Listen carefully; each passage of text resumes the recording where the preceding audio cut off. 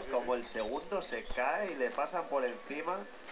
Y Pues es yo el creo que ha sido es que es el iba Kittel. segundo. Era un corredor del blanco, Sí, iba segundo.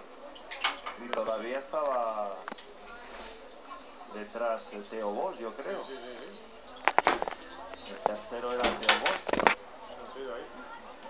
Y es que es tremendo, Las vallas, el bordillo, me parece que no, pero creo que es peligrosísimo. Cómo han saltado bicis por encima. Y fíjate, aquí hay 3 bicis unas encima de otras,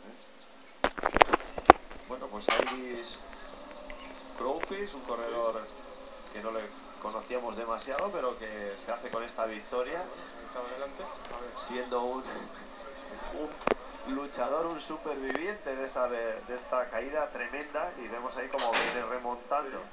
Greipel, que rebasa, llega a la segunda posición y con los 6 segundos de bonificación, más los de ayer, pues se va a colocar de líder.